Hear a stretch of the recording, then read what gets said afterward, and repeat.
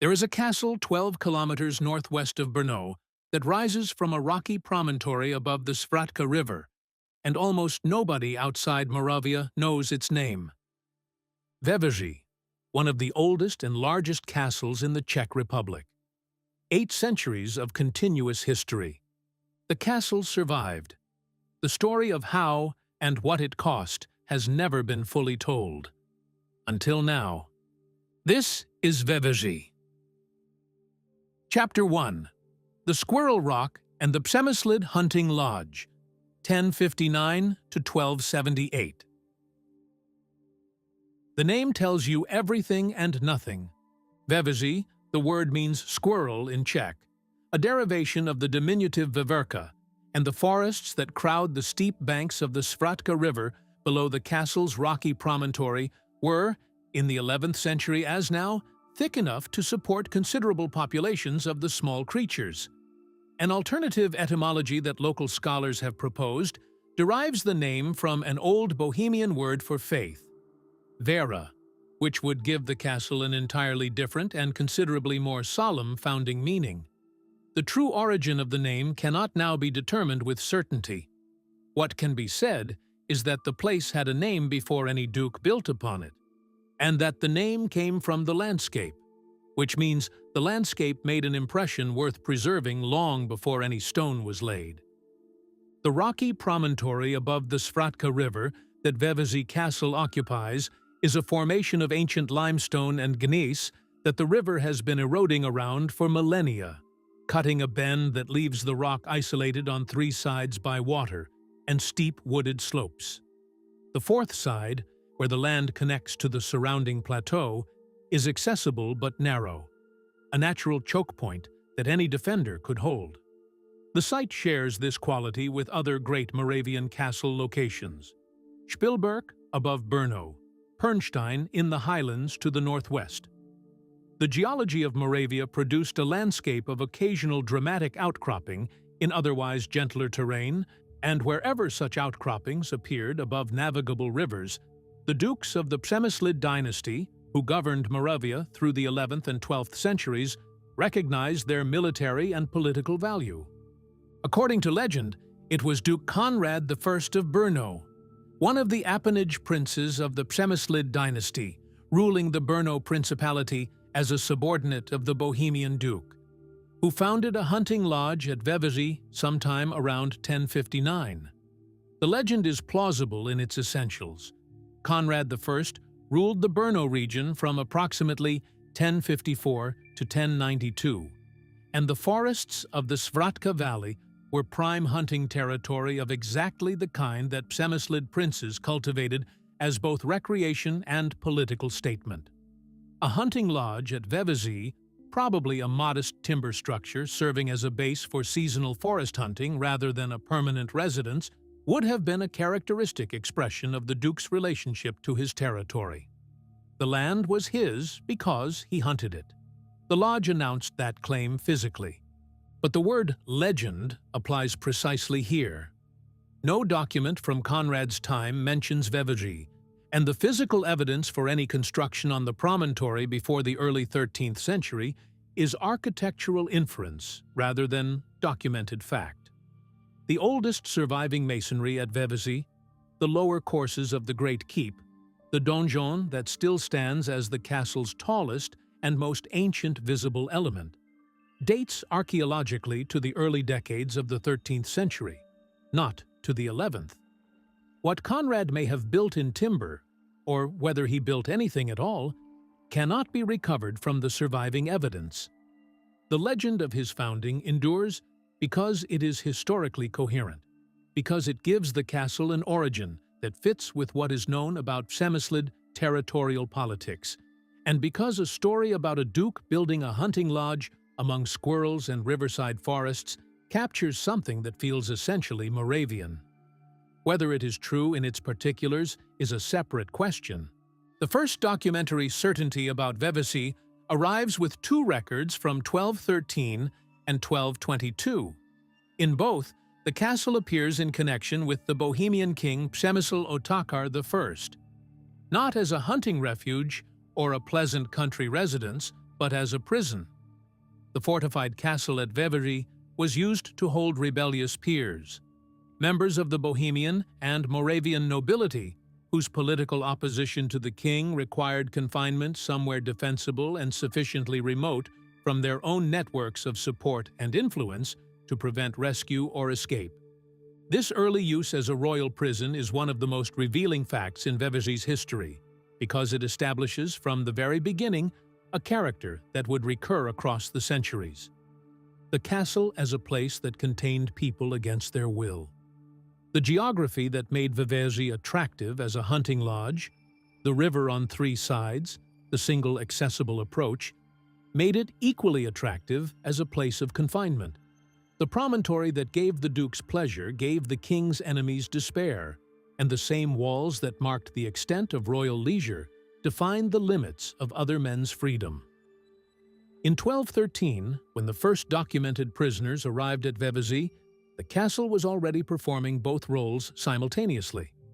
The Romanesque Church of the Assumption of the Virgin Mary, which stands slightly west of the present castle compound and predates the stone castle itself, provides the most direct physical connection to this earliest period. The church's fabric contains elements that architectural historians have dated to the late 11th or early 12th century, the period of Conrad's supposed founding, making it possibly the oldest surviving structure associated with the Veveří site. It would have served the religious needs of whatever settlement existed around the early hunting lodge, and its survival through 8 centuries, while grander structures around it were built, rebuilt, and transformed, makes it paradoxically the most authentic witness to the castle's origins. In the 1220s, the stone castle that visitors see today began to take its first definitive form. A stone castle on the extremity of the rocky promontory, separated from the approach by a deep moat cut directly from the living rock, was under construction. The keep that rose from this work was massive by any standard of the era, a square tower of considerable height, its walls of substantial thickness, designed as both last defensive refuge and as the visual statement of royal authority over the Svratka Valley and the roads running through it. The rock-cut moat was a remarkable engineering achievement, requiring the removal of enormous quantities of hard limestone by hand tools and human labor, creating a defensive feature that made the approach to the castle's central core genuinely formidable. The folklore that attached to this construction period reached for supernatural explanation, in the manner common to medieval Central European castle mythology.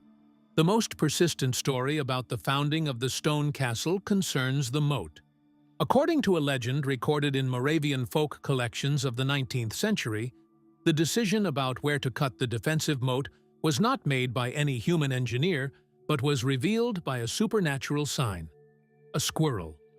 The castle's namesake creature was observed running back and forth across the rock face in a line that the builders subsequently found, when they cut it, to be the ideal location for the defensive trench.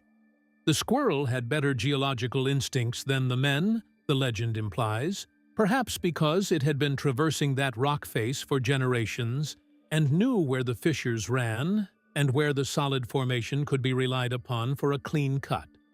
The story is charming and instructive. It explains the name. The squirrel gave the castle its identity before the builders arrived, and it anchors the construction in the natural world of the riverine forest rather than the political world of dynastic calculation. It is the kind of legend that a place generates when the people who live around it want to claim it as their own, want to see its origins as emerging from the local landscape, rather than from the decisions of distant dukes and kings. Whether any actual squirrel was involved in the geophysical survey of the Veveří promontory in the 1220s can be left as an open question. By 1278, when the Přemyslid line of Bohemia reached its dramatic culmination with the reign and death of Ottokar II, killed at the Battle on the Marchfeld, the conflict that ended Czech royal expansion and established Habsburg power in the Austrian lands, Veveří was a functioning stone castle of considerable size.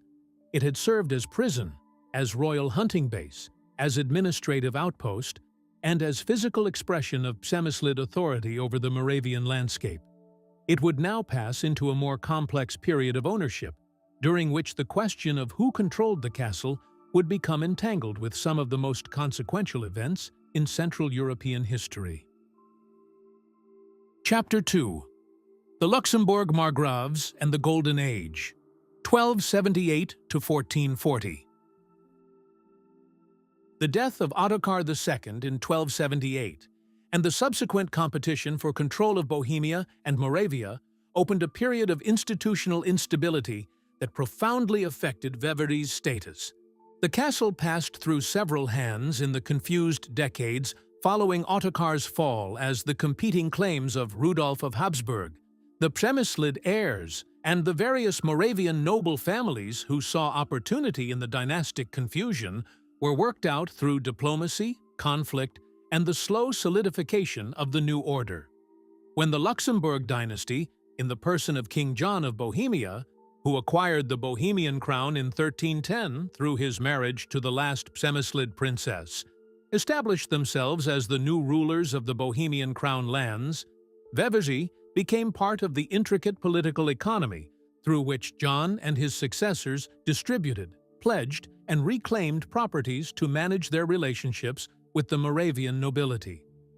John of Bohemia pledged Veveří to the nobleman Jan of Warttemberg in 1311, a financial and political transaction through which the crown secured the loyalty of a powerful regional lord while converting royal property into effective currency.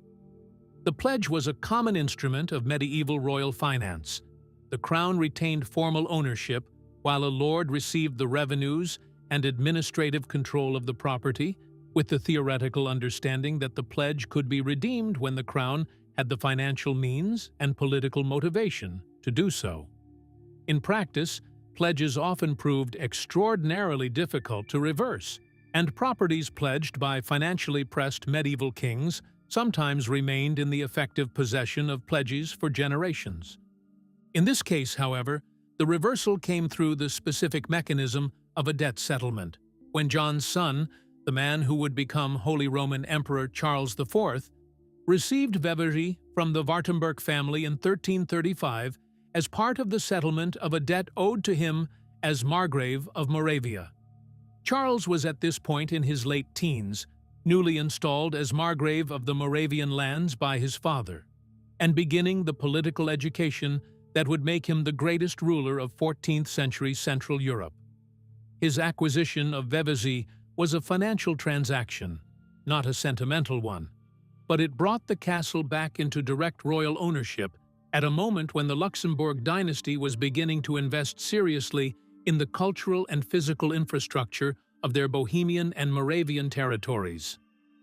Charles kept Veveří briefly before it passed to his younger brother, Jan Jindřich, John Henry, the Margrave of Moravia, who would prove the castle's most consequential builder. Jan Jindřich was a different figure from his brilliant elder brother. Where Charles IV ranged across the full stage of European imperial politics, founding universities, commissioning spectacular buildings, and maneuvering among popes and princes with extraordinary skill, Jan Jindřich was essentially a regional lord, a Moravian magnate who found in his margravate the appropriate scale for his considerable but not transcendent abilities. He made Veveří one of his primary residences, and the investment he made in transforming it reflected the priorities of a man who intended to live there. The expansion that Jan Jindřich undertook in the second half of the 14th century gave Veveří the basic silhouette it retains today. The rear part of the castle complex received 2 new towers and an outer ward that substantially increased both the defensive perimeter and the residential space available. In the central area around the original keep, Jan Jindřich developed the main palace, the primary residential building that would anchor the castle's domestic life for the following centuries. The palace included a great hall of impressive dimensions, properly proportioned for the ceremonial functions of a margravial court. Feasts, justice, the reception of delegations and vassals. Alongside the hall, the chapel of St. Procopius was constructed, later rededicated to Saint Wenceslaus, providing the liturgical infrastructure appropriate to a court that understood the connection between religious observance and political legitimacy. The eastern prismatic tower, built in the 14th century to protect the castle from approach from the east, remains one of the most characteristically medieval elements of the surviving complex. Its prismatic plan, the faceted form that differed from purely circular towers and provided somewhat better resistance to undermining while offering improved angles of fire, reflected the development of fortification theory across the 14th century as military architects across Central Europe responded to the evolving capabilities of siege equipment. At Veveří, the tower served both as defensive work and as visual anchor for the eastern face of the castle, punctuating a profile that stretched along the promontory with the keep at its western end and the prismatic tower at its eastern extreme. By the time Jan Jindřich died in 1375, Veveří was established as one of the primary architectural monuments of Moravian noble culture. The castle complex stretched across the full extent of the promontory, its 10 towers punctuating the skyline above the river, its palace and great hall providing accommodation appropriate for a margravial court. The forests around it remained productive hunting territory. The Svratka Valley provided agricultural revenues. The castle was what its builders had intended: a residence announcing power through architecture, a fortress projecting that power physically, and a court generating the administrative and cultural life of the Moravian Margravat. The archaeological remains uncovered south of the eastern prismatic tower, walls of a medieval castle palace that probably dated from the late 15th century and was demolished before the mid-17th, suggest that the building program continued after Jan Jindřich's time, responding to the changing needs and ambitions of successive Moravian rulers. An eastern castle palace of this scale, built and then removed within 2 centuries, is evidence of the continuous transformation that characterized Veveří's development, and that makes it architecturally complex in ways that resist simple periodization. Each generation built what it needed. Sometimes subsequent generations tore those additions down. This period generated the richest folklore Veveří possesses, legends directly tied to the castle's function as the seat of a powerful regional ruler and to the specific dramatic events of the 14th century. The most atmospheric of these concerns a secret tunnel said to run from the castle's deepest cellars down through the promontory's rock to the riverbank below. In the legend, this tunnel was the means by which Jan Jindřich received messengers and documents during a siege, never precisely identified but associated in different versions with various of the conflicts that afflicted Moravia during the middle decades of the 14th century. The tunnel was later sealed when its existence became known to enemies, and its entrance was incorporated into the foundation masonry in such a way that only those who knew exactly where to look could find it. Subsequent explorers of the castle's cellars, the legend continues, have occasionally reported the sound of movement in the rock below their feet, footsteps, or the dragging of loads, or sometimes the voice of a man reciting what sounds like a message, a ghost of the communication system that once kept the Margrave connected to the world while his enemies surrounded the gates. The tunnel legend is structurally similar to the underground passage stories that attach to Chosha, Kolditz, and virtually every other medieval castle whose geological situation makes subterranean passages plausible.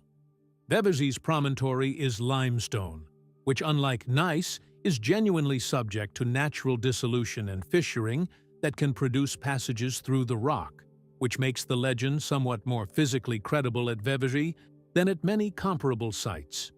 Whether any human-made tunnel exists in the rock beneath the castle has not been definitively established by modern investigation. The cellars that are accessible show no confirmed connection to any downward passage, but not all the castle's subterranean spaces have been fully explored. The Hussite Wars, which erupted after Jan Hus's execution in 1415 and convulsed Bohemia and Moravia through the following decades, placed Veveří in a difficult position. The castle was in royalist Catholic hands, a bastion of the establishment against which the Hussite movement was directed.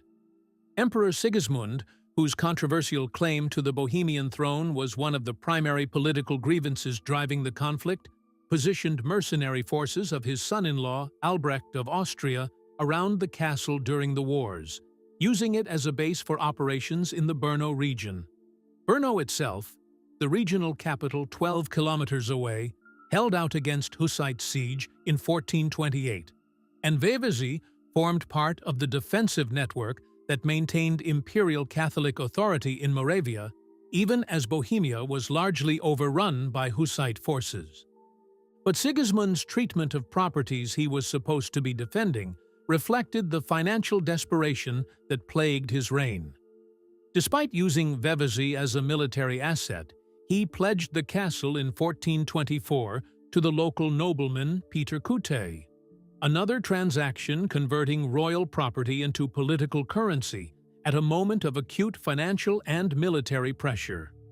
The pattern of pledging, the structural weakness in the relationship between the Bohemian crown and its most valuable castles repeated itself. Veveří was pledged. The wars continued. The castle's formal ownership remained unclear, while its effective function as a defensive military position in the Hussite conflict determined its daily reality. Chapter 3: Noble Succession, Reformation, and the Wars of Religion, 1440 to 1707.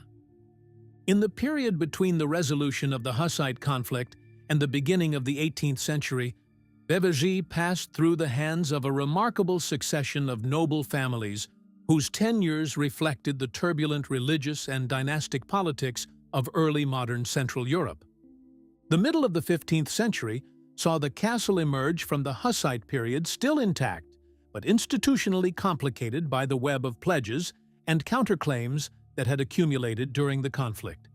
The various Moravian noble families who had managed the castle during the wars, Peter Kute and his successors in the pledge arrangements, held effective control, while formal ownership remained technically with the Bohemian crown. The resolution of these competing claims through the second half of the 15th century was a slow process of negotiation and legal settlement that eventually stabilized the castle's status as crown property available for lease or sale to the highest-ranking bidder. Through the late 15th and early 16th centuries, Veveří changed hands with a frequency that reflects the mobility of property in the Moravian noble market. During the Jagiellon period, the lords of Ludenus acquired the castle around 1536, establishing a tenure that proved more stable than most of the preceding decades. Their time at Veveří coincided with the dramatic transformation that the Reformation was bringing to Central European religious and political life, and the castle's position, held by a Protestant noble family in territory increasingly under Habsburg Catholic authority, placed it at the intersection of the conflicts that would eventually produce the 30 Years' War. The Tiefenbach family's acquisition of Veveří through the marriage of Zygmunt von Tiefenbach in 1609 is particularly instructive. Zygmunt's older brother, Rudolf von Tiefenbach, was at this point a Protestant, which placed the family on the theologically liberal side of a society dividing rapidly along religious lines. But Rudolf von Tiefenbach made a fateful and consequential choice when the great crisis of the Bohemian Revolt came.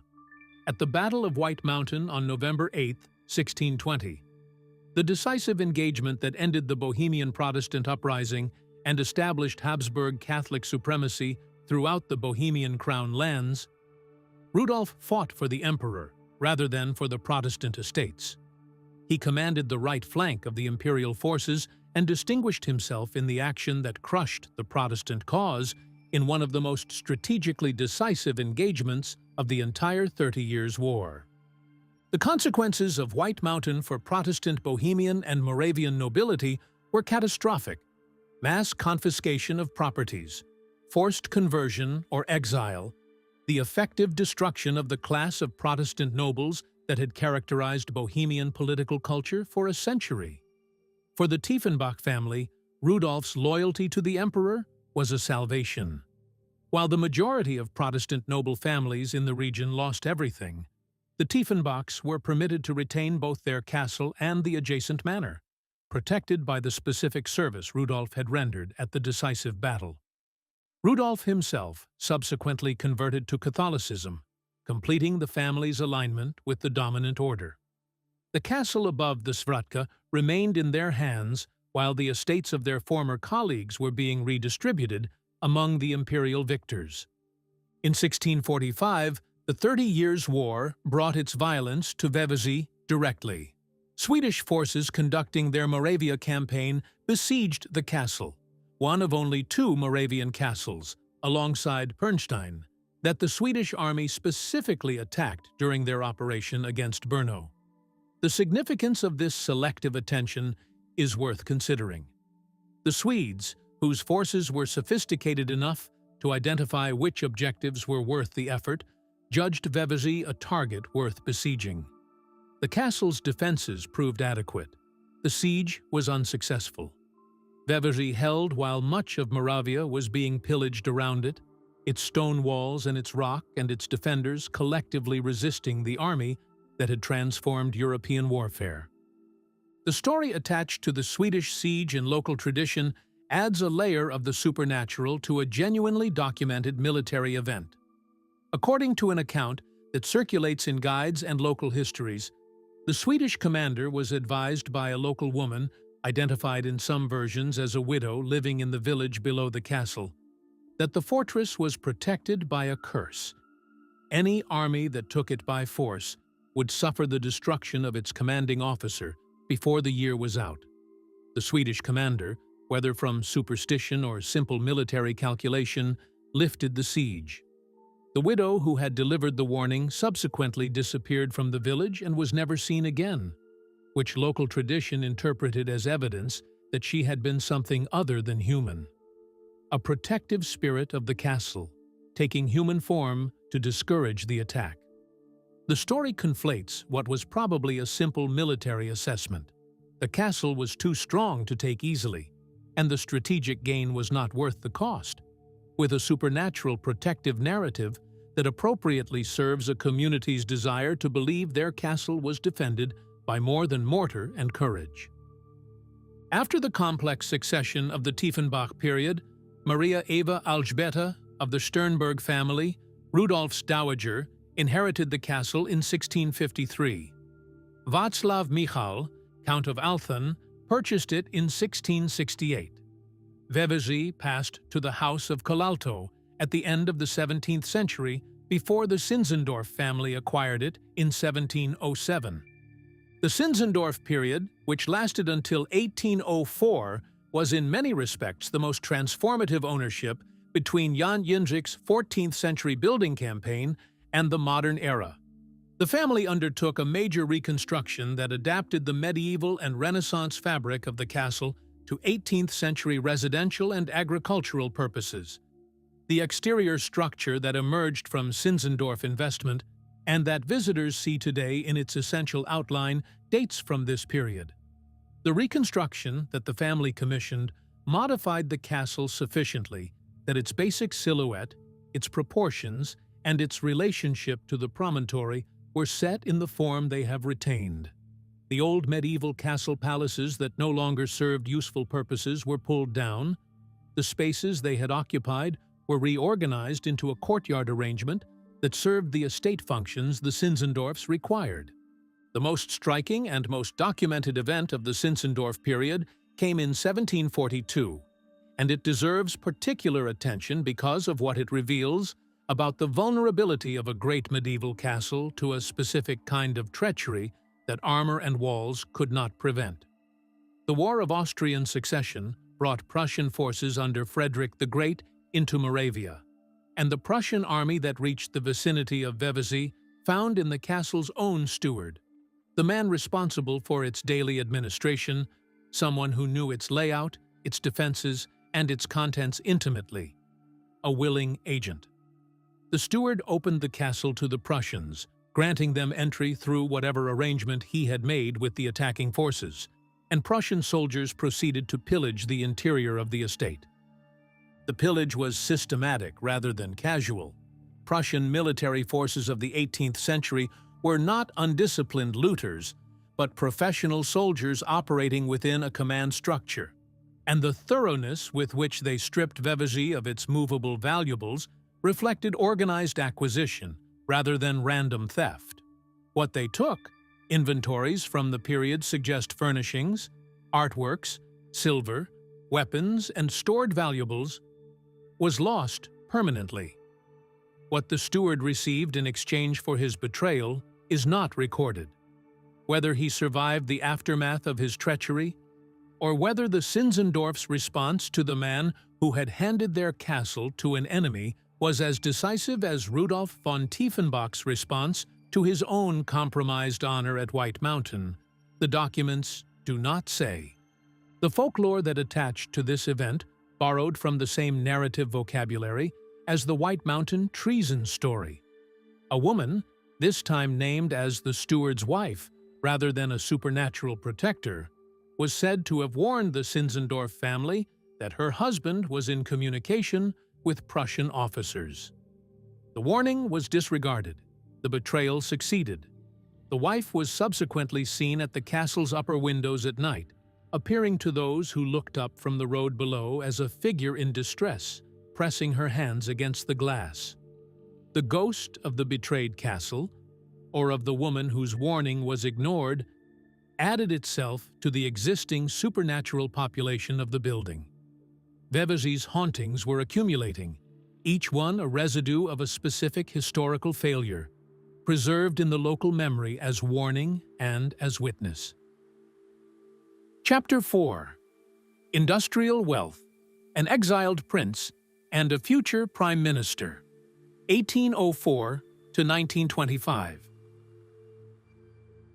The beginning of the 19th century brought Veveří a new kind of owner, a man who had made his wealth rather than inherited it, whose presence at a royal medieval castle represented the social mobility that the post-Napoleonic economic order was making possible in ways the feudal system had never allowed. Willem Mundi purchased Veveří in the early years of the 19th century, after the Zinzendorf family sold their long-held property. Mundi's story was remarkable by the standards of either his era or ours. He had arrived in the Moravia region as a simple traveling merchant, recognized a commercial opportunity in the expanding textile trade of the industrializing region, established a cloth factory in 1780, and built from that foundation a commercial fortune substantial enough to purchase a royal castle that had been the seat of Holy Roman Emperor's brothers. The economic logic of the Industrial Revolution, the capacity of commercial enterprise to generate wealth on a scale that rivaled and eventually exceeded the accumulated assets of the old nobility, was expressed at Veveří in the person of a cloth merchant standing in the Great Hall where Jan Jindřich had held his margravial court. Mundi maintained and improved the castle, recognizing in it the social legitimacy that the old aristocracy had always understood castle ownership to provide. For a self-made man in a society that still measured status primarily by birth, owning Veveří was a statement that money could make. Not that he had been born to the purple, but that he had earned the right to inhabit space that purple had once occupied. His investment in the castle's fabric was genuine.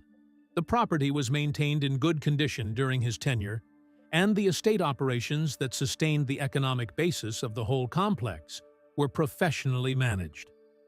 Mundi died without the direct heirs necessary to maintain the family's connection to the property, and in 1830 Veveří passed to a buyer whose circumstances gave the castle a quality of melancholy romance that no cloth merchant's story could provide. Prince Gustavus Vasa, Gustavus Adolf, to be precise, son of the deposed King Gustav IV of Sweden, purchased Veveří and set about transforming it into a residence appropriate for a prince in exile, the heir of a dynasty that had been stripped of its throne by the Swedish revolutionary political settlement of 1809. The circumstances of Gustavus's exile are worth understanding. His father, Gustav IV, had been removed from the Swedish throne in a military coup, forced to abdicate, and expelled from the country with his family. Gustavus grew up as a prince without a kingdom, raised in the awareness that he was, in theory, the rightful heir to a throne that was not and might never be his, educated for a position he could not occupy, identified by a title that the political reality of post-Napoleonic Europe refused to ratify. He wandered the courts and estates of Europe, supported by family connections and the generosity of those who felt that legitimacy. The principle that rulers ruled by right of birth rather than by the consent of parliaments or generals deserved more than symbolic acknowledgement.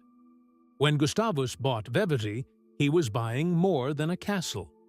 He was acquiring a physical expression of the claim he lived within, that the right to occupy grand historical spaces belonged to those born to grandeur, not merely to those with the current political power to claim them. The castle above the Svratka, with its centuries of royal and imperial association, was a fitting residence for a man who defined himself by an inheritance that politics had stolen. He invested substantially in the property, undertaking a systematic rebuilding that gave the interior of the castle a more contemporary character appropriate to his social ambitions. The representative function of the building, its role as the seat of a family that wished to present itself as still being what history had made it, drove architectural choices that prioritized display and ceremony over purely practical considerations. The Vasa period at Veveří lasted until 1881, when the castle was purchased by Baron Maurice de Hirsch, one of the wealthiest men in Europe, a banker and railway financier whose fortune derived from the construction of railways across the Ottoman Empire and whose philanthropic activities made him a figure of international significance. De Hirsch was Jewish, and his ownership of Veveří placed him at the intersection of two qualities that Austrian society of the 1880s found simultaneously compelling and uncomfortable: extraordinary wealth and Jewish identity, which the social order of the Austro-Hungarian Empire treated with a complex mixture of dependence and prejudice. De Hirsch invested heavily in the castle's practical infrastructure. A new iron water supply was installed. The medieval water systems that had served the castle through its previous centuries were replaced with modern piping that provided reliable running water throughout the complex. Roofs were repaired, telephone connections were established, linking the castle to the manor house in nearby Rosice and to the Obora estate, the kind of communication infrastructure that a man with de Hirsch's business interests required even at a country residence. The castle was being modernized in the ways that late 19th century technology made possible, and that the practical management of a large estate demanded. But de Hirsch also made a decision that has been controversial ever since. He demolished the castle's Gothic chapel of St. Procopius, the structure that Jan Jindřich had built 5 centuries earlier as the liturgical center of his margravial court. The chapel had already been significantly altered during the Zinzendorf reconstruction, its original vertical Gothic space divided horizontally to create separate rooms. De Hirsch completed the transformation by eliminating the chapel entirely and converting its space to secular use. Library and administrative rooms on the upper floor, undifferentiated residential space below. He died in Hungary in 1896 at the age of 64 before any further major changes to the property could be made. Maurice de Hirsch's heir was not a blood relative, but an adopted son. Maurice Arnold de Forest, an American-born orphan of mysterious origins who had been adopted by de Hirsch's widow Clara, and who inherited, when Clara died in 1899, a fortune estimated at 25 million francs and an estate that included Veveří Castle and the surrounding Rosice property. De Forest was 20 years old. He had been educated at Eton and Christ Church, Oxford. He would become an early automobile racing driver, an aviator, and a liberal politician in the British Parliament. He was, in the terminology of his era, a gentleman of remarkable variety, the kind of figure whose wealth gave him access to every arena of early 20th century life, and whose temperament led him to pursue multiple of them simultaneously.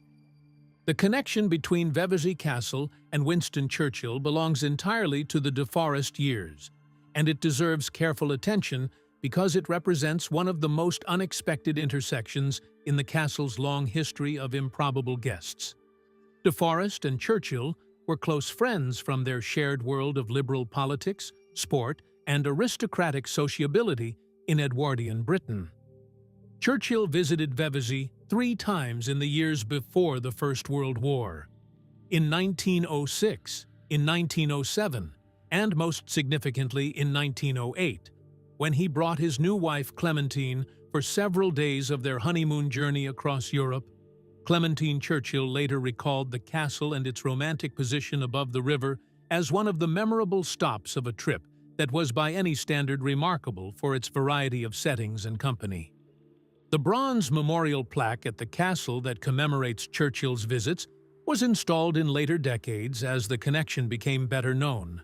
But the visits themselves were unremarkable in the context of De Forest's social life. Churchill was one of many notable guests at a castle whose owner moved easily through the elite circles of Edwardian Europe. What gives the connection historical resonance is its temporal position.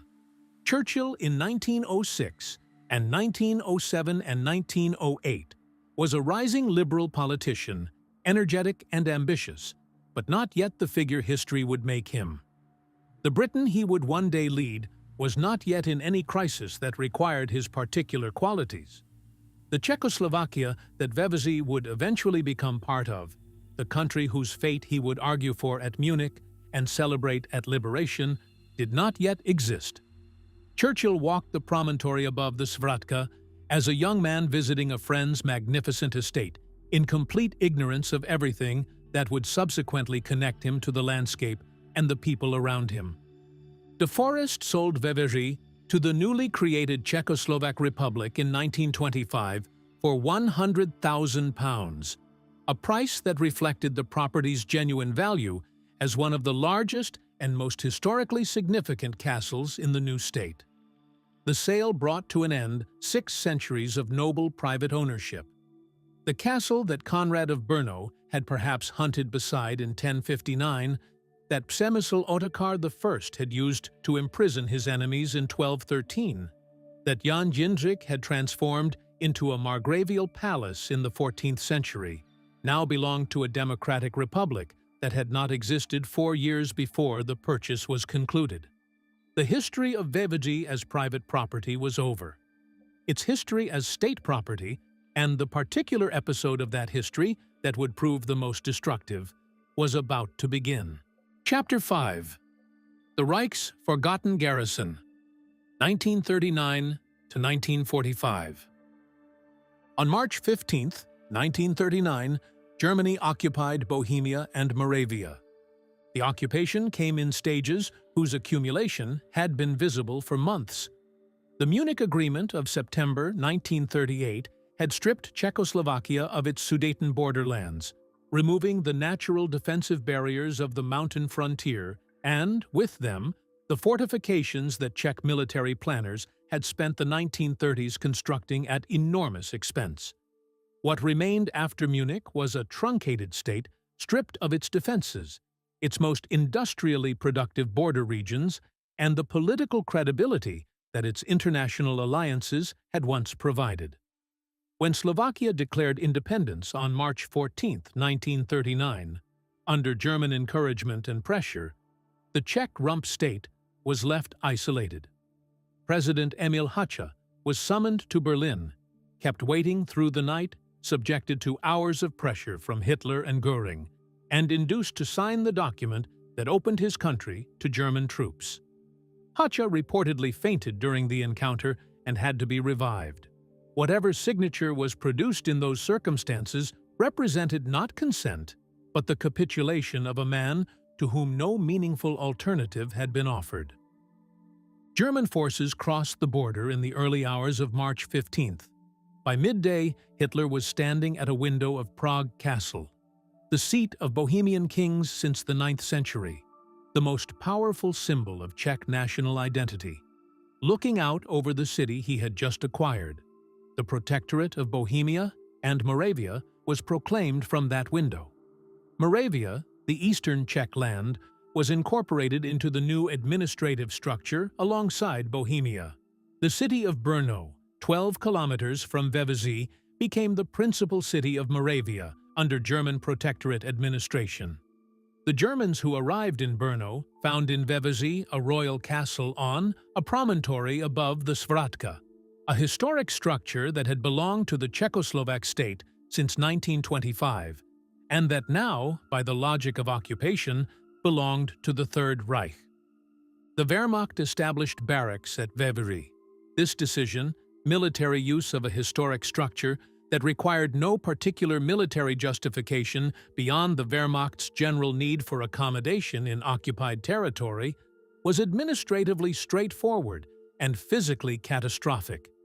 Military occupation of historic buildings in the 20th century has followed recognizable patterns: the conversion of rooms to barracks, accommodation, the removal or destruction of furnishings that interfered with practical military use, the installation of cooking and sanitation facilities appropriate for soldiers rather than for the preservation of architectural heritage, and the casual violence that groups of armed men in temporary accommodation often inflict on structures they have no investment in maintaining. At Veveří, the German military presence combined all of these elements with a specific destructiveness that the documentary record preserves in one particularly stark detail. The soldiers used the second floor of the palace for target practice.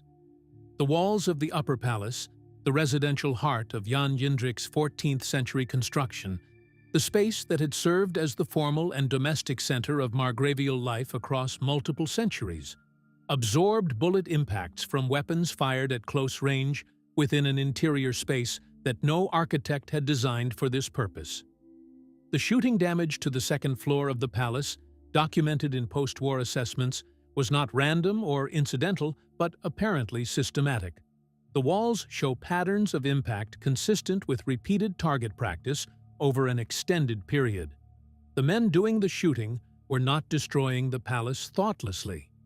They were using the palace thoughtfully, as a facility, as a resource available to them, as walls that could absorb bullets without consequences that mattered to their commanders.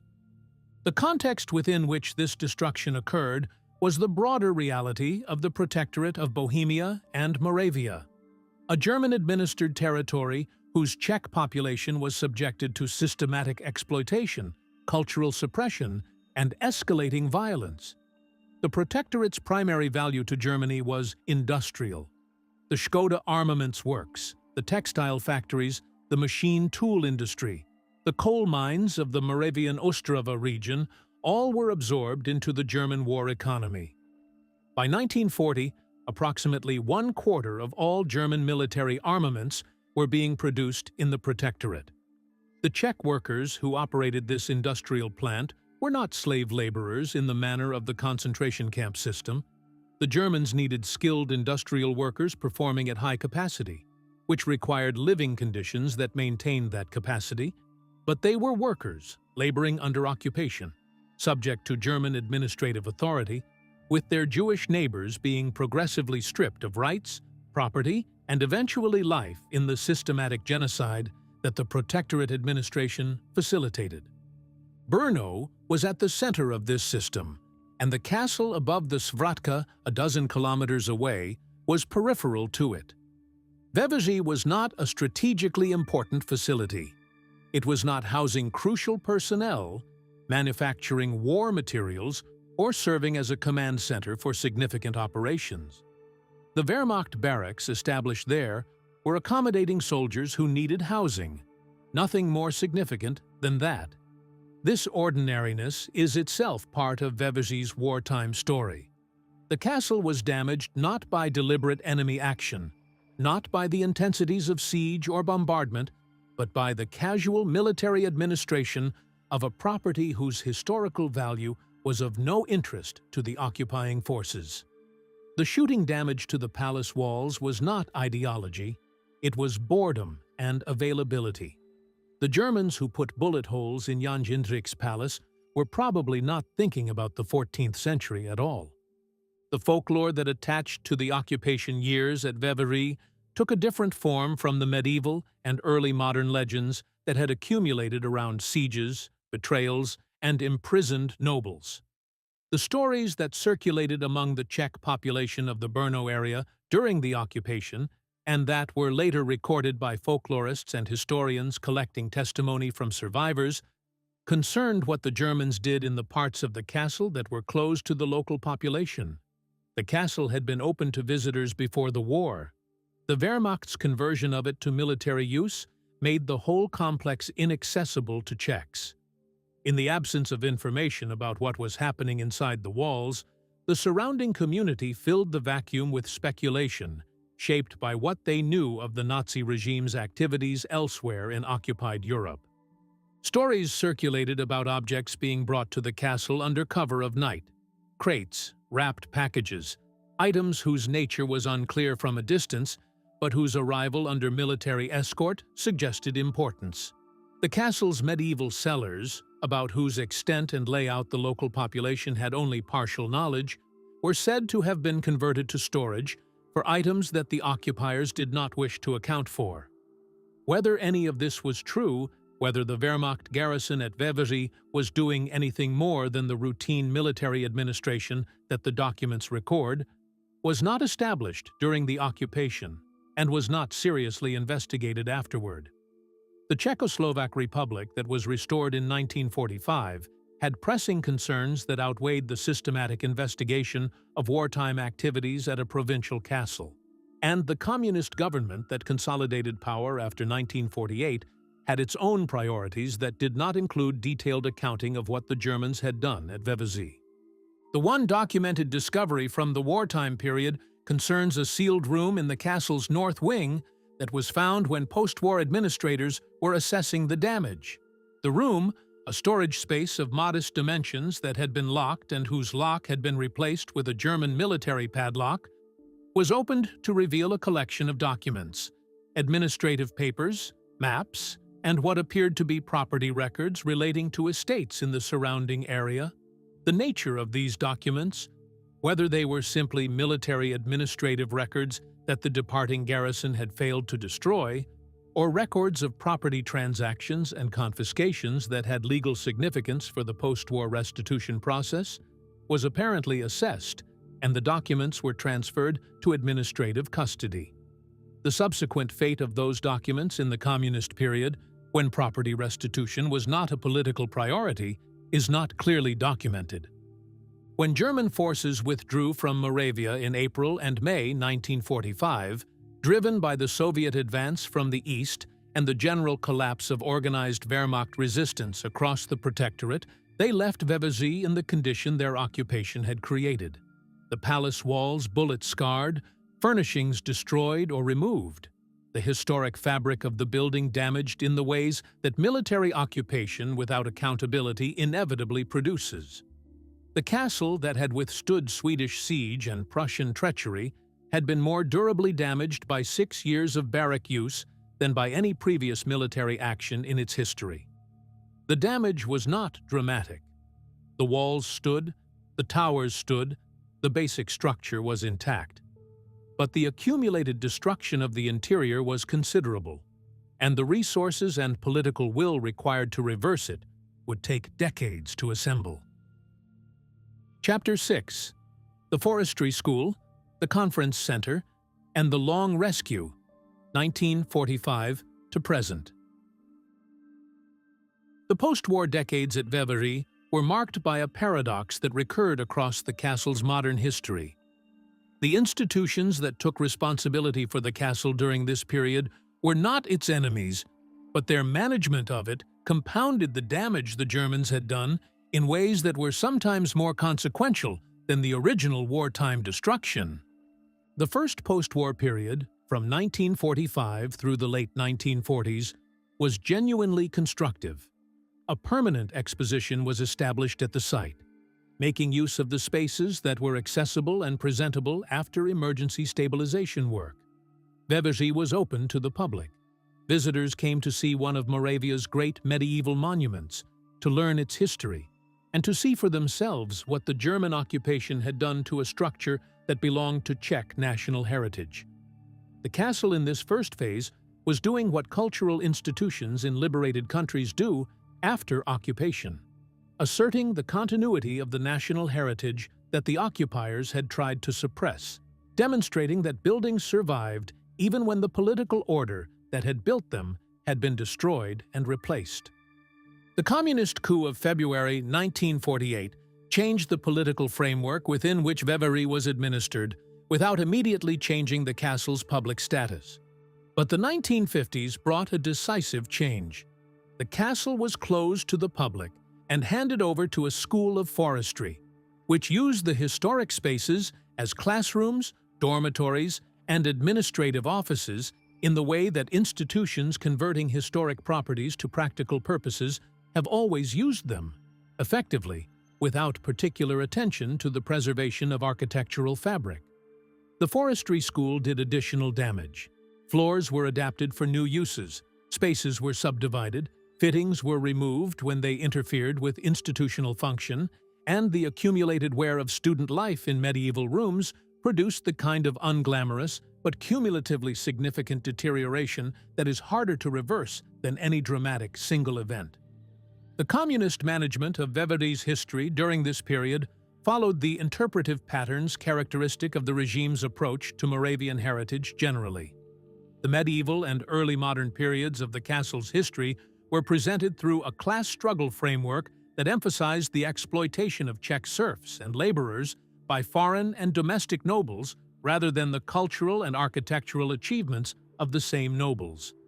The German occupation, the most recent and in some respects the most politically useful period of the castle's history, was acknowledged, but not in the detail that would have required naming specific units, specific commanders, and specific decisions about the use of historic properties.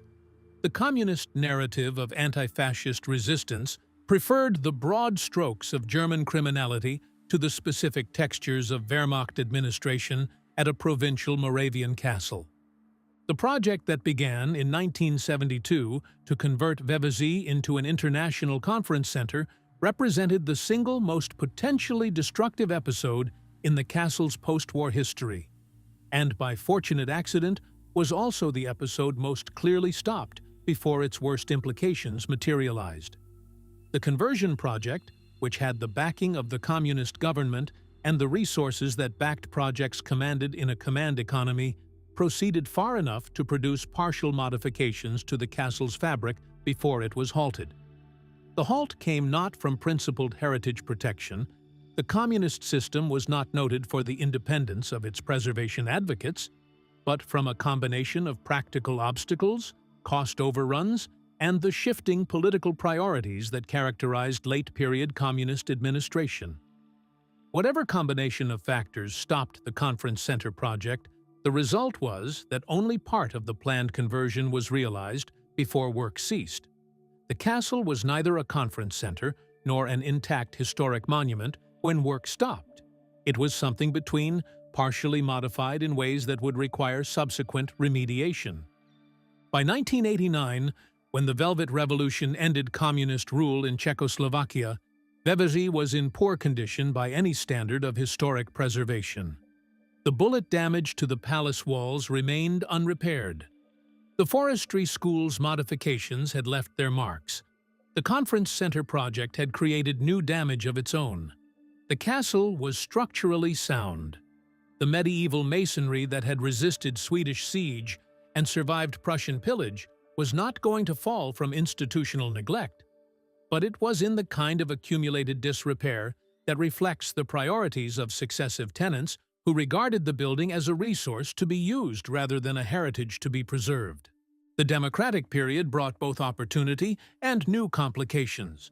Veveří was open to the public again in 1994 after emergency stabilization work made selected areas accessible and presentable.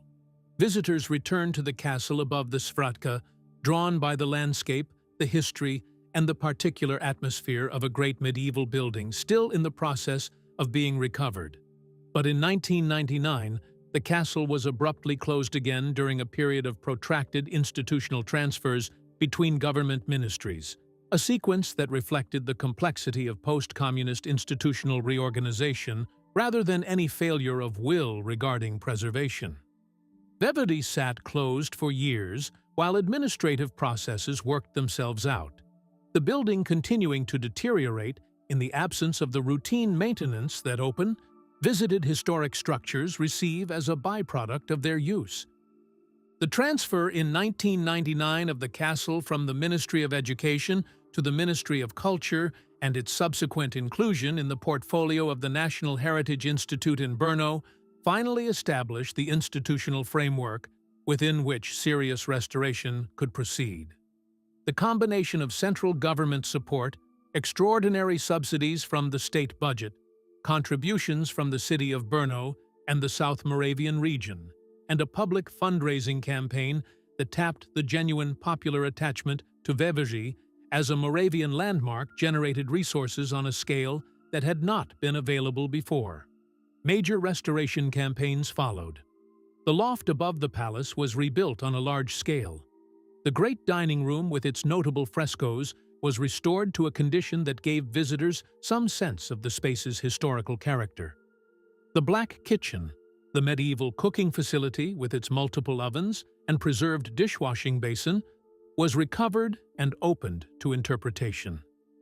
The frescoes in the great dining room deserve particular attention because they represent the most direct surviving connection to the castle's glory period under Jan Jindřich and his successors. Moravian fresco painting of the medieval and early modern periods was a tradition of considerable sophistication, and the fragments that survived the centuries of modification, military occupation, and institutional neglect at Veveří contained images that restoration work has progressively recovered. Each phase of restoration reveals more: figures that had been obscured by later overpainting, decorative programs that had been interrupted by structural modifications, colors that had been dimmed by centuries of accumulated dirt, and grime returning to something approaching their original quality. The great dining room being restored is not the room that Jan Jindřich used. Too much has changed for that claim to be made. But it is a room that contains traces of the world he inhabited, physically present in the surviving plaster, in ways that no document or reproduction can replicate. The folklore of the contemporary period at Veveří has acquired a specifically Czech nationalist character that was absent from the castle's older legends, which had been generated by and for a multinational mixture of German-speaking nobles, Moravian Czech commoners, and the various armies and administrations that had passed through.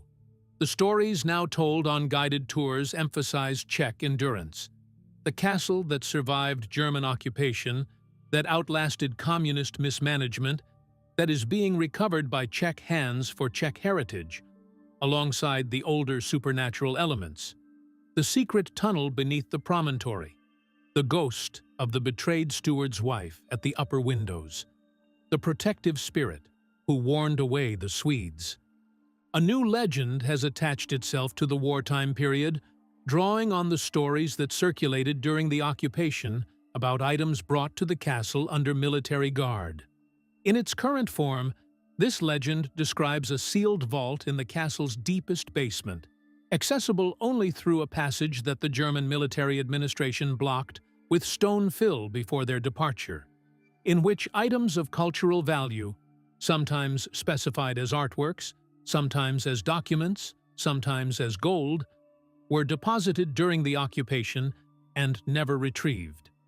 The legend is not supported by documentary evidence, and the investigations of the castle's basement spaces that conservation and restoration work have required have not found any sealed vault containing anything of the kind described.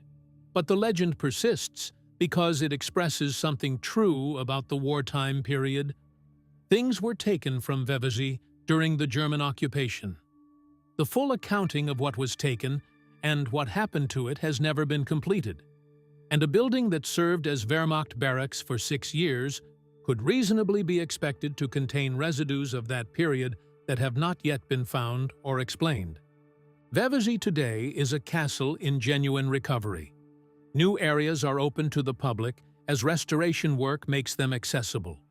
The 4 separate tours that visitors can choose offer different windows into the history of the castle's ownership and architecture, the specific experience of Prince Vasa's suite, the self-guided exploration of the courtyards and towers, the view from the highest point over the Svratka Valley and the Brno Reservoir that now fills the river bend below. The boat that crosses the reservoir to the castle's landing stage offers an approach that makes the promontory's geological character immediately legible. The rock rising from the water, the towers against the sky, the forest pressing close on either side. The view from the water is the view that the castle's position was always designed to create. The statement of presence and authority that a castle on a commanding rock above a navigable river has been making to travelers on that river for 8 centuries. The bullet holes in the palace walls have been repaired. The restoration work has addressed the visible evidence of the Wehrmacht's occupation in the way that careful conservation addresses evidence of the past that is damaging to the fabric rather than informative, by repairing the damage rather than preserving it as testimony. The choice is defensible. The damage was not historically significant enough to preserve, and the restoration of the wall surfaces was necessary for the stability of the plaster. But it means that the most direct physical evidence of what the Third Reich did at Veveří is no longer visible.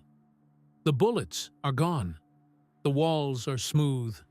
The great hall where soldiers fired their weapons stands quiet and newly frescoed, more resembling the space that Jan Jindřich occupied than at any point in the intervening 6 centuries.